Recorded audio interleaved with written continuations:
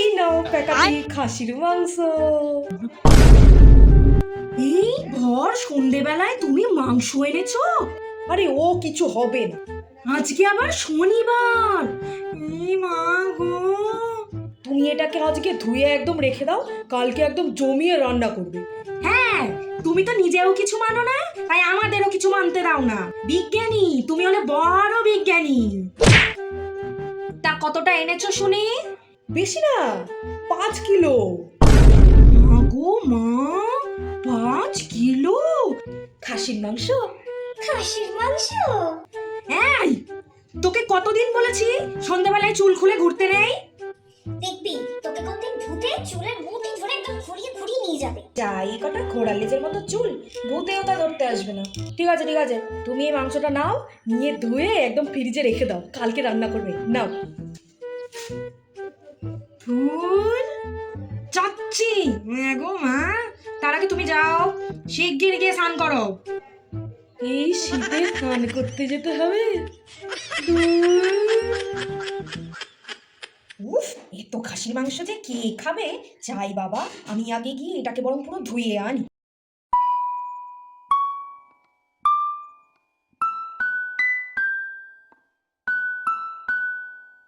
উহ, এই ঠান্ডায় স্নান করে তো মানুষ মইরা যাবে। কেন যে তোদের মা এত ভূত ভূত করে বুঝি না।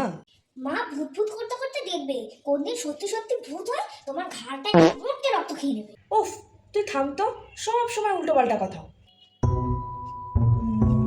এই তো প্যাকাটি, সব মাংসগুলো ঠিকঠাক ধুয়ে রেখেছো তো? না হলে আবার দেখা যাবে ওগুলো আমাদের পেটে ঢোকার আগে গজার পেটে ঢুইক্কা গেছে। মাংস তো নেই মানে? নেই মানে? নেই মানে কই গেল? সব শেষ। কি? আমি তো এক পিসও খাইনি, তাহলে কে খেলো সব মাংসগুলো? নিশ্চয়ই ওই বেটা বিড়াল খেয়েছে। আমার পেটে আমি সব খেয়ে নিয়েছি। মাকে কেমন যেন একটা অদ্ভুত লাগছে না? তুমিও কি আবার মেয়ের মতো শুরু করলে নাকি? দেখো বাপু, তোমার যা চাই তুমি সরাসরি বলে দাও। এত ভূতের নাটক আমি আর নিতে পারছি না। কিচ্ছু অদ্ভুত না, আমাদের সবার মাংস খেয়ে দিয়ে মা এখন নাটক করছে। কেন খেলে বলো? তুমি কেন খেলে? কেন খেলে বলো? তুমি কেন খেলে? আমাকে ছবি, তুই আমাকে ছবি, তোর এত বড় সাহস!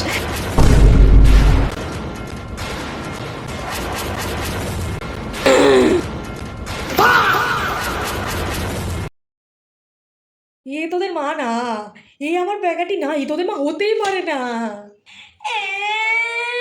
এই সব তোর জন্য হয়েছে। তুই আগের দিন পেতনি পেতনি করে মজা করছিলি, আজকে সত্যি সত্যি পেতনি এসে তোর মার গাড়ি চেপেছে। তোমার জন্য সব হয়েছে।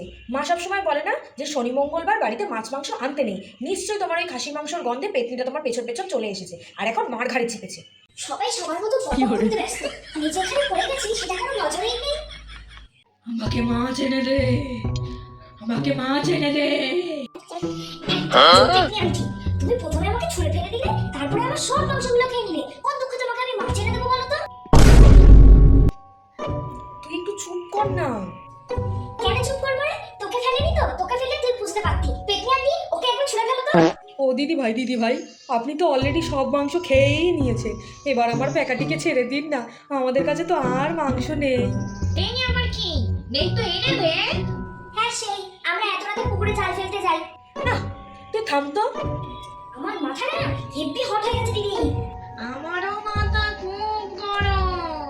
মাছ না এনে দিলে তোদের মায়ের মুন্ডুটা মুটকে দেব। বাবা বাবা, আমার মনে হয় পেতনিটা এত সহজে না আমাকে ছাড়বে না। তুমি বরং গিয়ে দাদুকে একটা ফোন করো, দাদু কি বলে দেখো। ঠিক আছে ঠিক আছে, তোরা ওকে কোথায় ব্যস্ত রাখ, আমি দাদুকে ফোনটা করে আসি। আমার মায়ের রক্ত খাবে, তার মানে আমার বাবার রক্ত খাবে, রাইট? আমি তোর মায়ের রক্ত খাবো। আরে বাবা সবসময় বলে না যে মা বাবার রক্ত খায়, তার মানে মার রক্ত মানে তো বাবার রক্তই হলো। কত শত বুঝি না বাবু, মাছ দিবি কিনা বলতো? হ্যাঁ দেবো তো, তা তুমি কি মাছ খাবে বলো? ওই কাতলা, মৃগেল, ইলিশ খেয়ে একেবারে পেটটা পচে গেছে। তোদের এখানে সারদেন মাছ আছে? তুমি সার্ডিন মাছের নাম জানো? হ্যাঁ, জানবো না কেন? আমাদের খোঁজ গ্রামে আছে না, আমার ওখানে একটা বন্ধু আছে, ও আমাকে বলেছে সারদেন মাছের নাকি খুব স্বাদ। ও আবার ফটো পোস্ট করেছিল। খোস্টগ্রাম, লাইক ইনস্টাগ্রাম? আচ্ছা আন্টি, খোঁজ গ্রামে তোমার ফলোয়ার্স আছে? আমার পুরো 1 মিলিয়ন। তাহলে তো তুমি সেলিব্রিটি। কি করে? সেলফি তুলে আসো। এবার এটা আমি আমার ইনস্টাগ্রামে পোস্ট করে দেব। আচ্ছা আন্টি, তোমাকে দেখে তো মনে হয় না যে তুমি এত ভালো। ডোন্ট জাজ আ বুক বাই ইটস কভার। আমার না ইংলিশ বলতে পারা ছেলেদের খুব ভালো লাগে। হ্যাঁ, আমি একদমই পারি না বলতে। আরে বাবার তো ওই লাইনটা মুখস্থ, কিন্তু বলবার ভুল করে দিল, রাগই পারে না। বাবা কিনা শেষে ভূতের ক্লাস হলো। কি করে?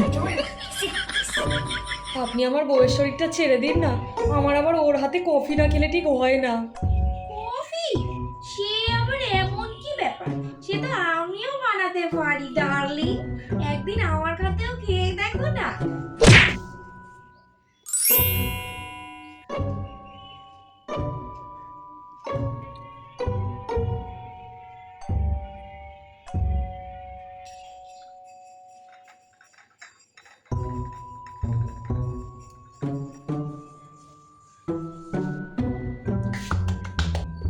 আচ্ছা আন্টি, শুনেছি অপঘাতে মরলে নাকি ভূত হয়, তা তুমিও কি সেই রকম ভাবেই মরে গেছো?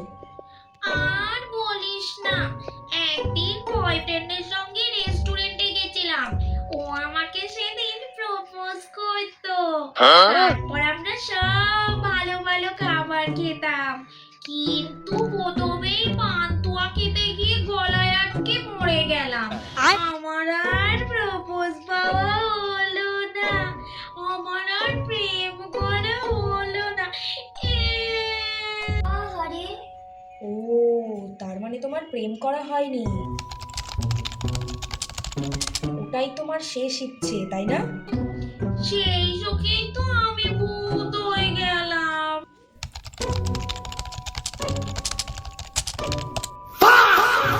আচ্ছা, তোমাকে তোমার খোঁজ গ্রামে কেউ কখনো প্রপোজ করেনি? আমাদের ভূত লোকে তো এইসব চলেই না, ওখানে কেউ কারোর সাথে প্রেমই করে না। আরে কেউ করেনি তো কি হয়েছে, তুমি করো, তুমি একটা নতুন ট্রেন্ড তৈরি করো। আচ্ছা, আমি যদি আপনাকে একটা সুন্দর ছেলে দিই, আপনি কি প্রেম করবেন? ये रहा नहीं जाता, तड़प ही ऐसी है। করব।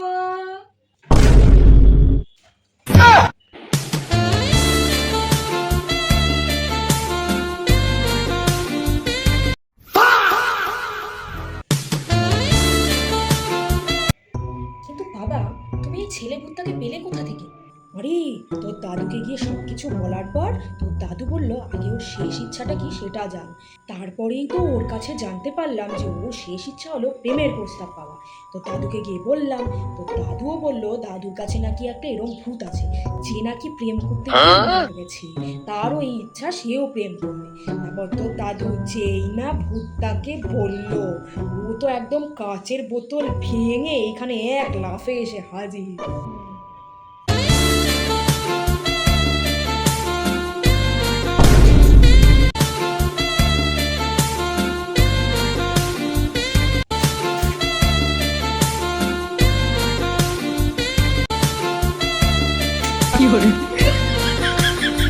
সে নাকি মাকে ভূতের সাথে প্রেম করতে দেখছি, তাহলে আমার অবস্থাটা একবার ভাব। আপনাদের অনেক আমাদের ভিডিও দেখেছেন, এবার তাহলে আমরা চাই। হ্যাঁ ঠিক আছে ঠিক আছে, তোমরা বাবা সুখে সংসার করো, আর আমার বউটাকে না রেখে যেও। হ্যাঁ, আমাদের তো আর সংসার করা হবে না। সংসার করা হবে না কেন? আসলে আমাদের শেষ ইচ্ছে ছিল যে তোমরা আমাদেরকে মিলিয়ে দেবে। আমাদের শেষ ইচ্ছাটা পূর্ণ হলো, এবার তো আমাদের মুক্তি। তাহলে তোমার সাথে আমার কখনো দেখা হবে না? না। তাহলে আমাদের লম্বা লম্বা হাতে করে কফি কে এনে দেবে?